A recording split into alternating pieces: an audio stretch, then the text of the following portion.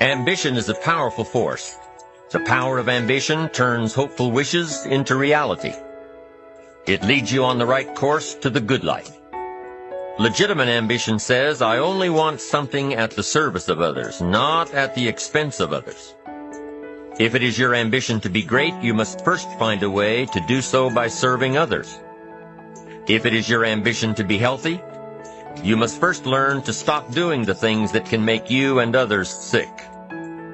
If it is your ambition to be wealthy, you must first learn how to give. To a lot of people, ambition is kind of a mystery. The dictionary says it's an eager desire for distinction, power, or fame. But what does that really mean? Well, let's start with the word eager. We can be eager to see a ball game, eager to see an old friend, eager to see our kids in a dance recital, eager to shop for a new car. Eager sounds like a lot of fun. But do you ever hear people say they are eager to live a better life? Eager to make a lot of money? Eager to have a better family? Probably not. And that's a problem. Because how I see it, living a better life, having a better family, and making a lot of money takes an eager desire. We've all heard people say, oh, I wish I could just drop 5 pounds. I want to be a little lighter. And we've probably said it ourselves, especially after a big holiday dinner of turkey and homemade pie, and every other thing we can possibly stuff ourselves with in one 8-hour period of time. And even though we may wish we could breathe a little easier in our clothing, we have to have the desire to exercise a little more and eat a little less. We have the remarkable ability to get exactly what we must have, but there is a difference between wishes and desires. The I wish I could lose weight has to become, I have the eager desire to lose weight. I'm also sure you've heard people talk about wishing they had more money to pay the bills, or take a vacation, or just to take a little pressure off of life. But before their lifestyle can change, their wish needs to become a desire. The backbone of an eager desire to change is discipline. If they really desired change, they wouldn't spend their evenings just watching TV and wishing they were doing something more. True ambition is disciplined, eager desire. It's that little part within us that says, if I want to be ready for that meeting tomorrow, I need to finish preparing for it today.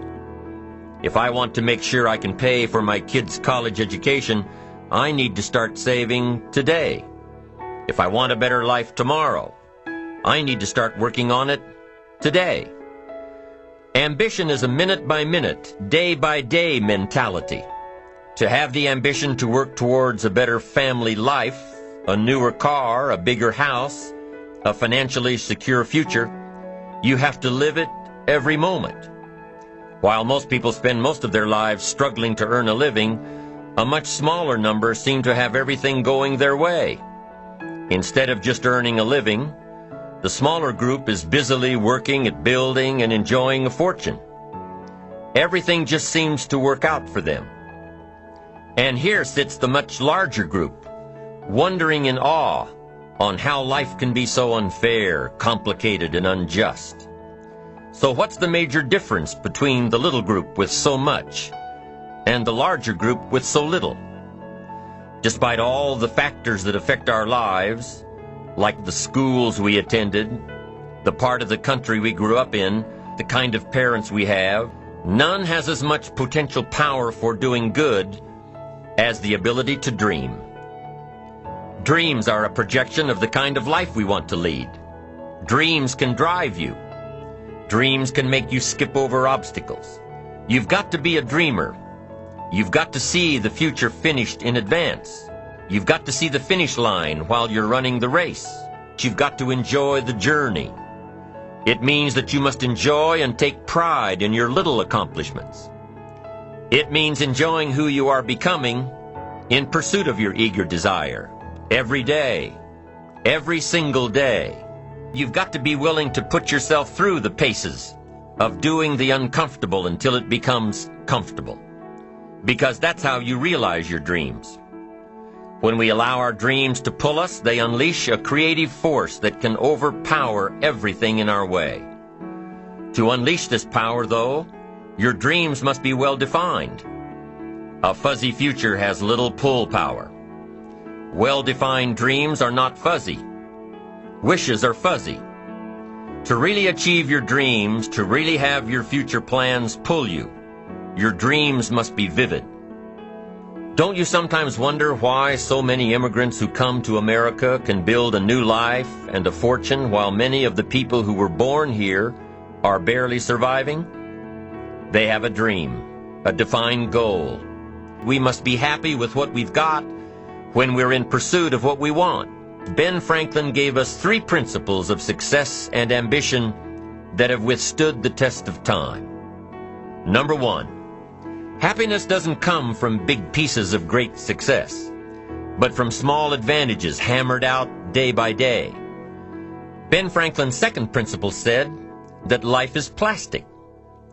Within each of us is the power to mold ourselves and mold our environment. It is up to each of us to begin this molding process with a final product in mind.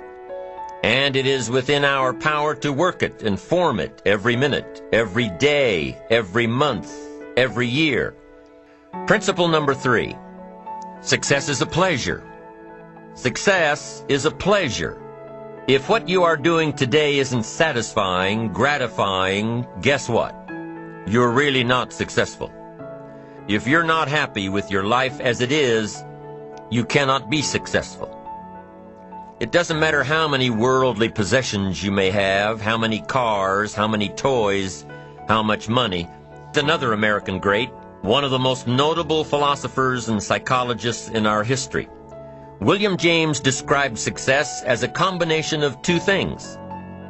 Number 1, an inner ideal which is followed persistently with courage. And number 2, outer achievement related to that ideal. Let's go back to number 1, an inner ideal which is followed persistently with courage. I take that to mean defining a goal and having the resolve to complete it. No matter what, I'll do it or die. Promise yourself you'll read the books until your skills change. Go to the seminars until you get a handle on it. Do it until it makes sense.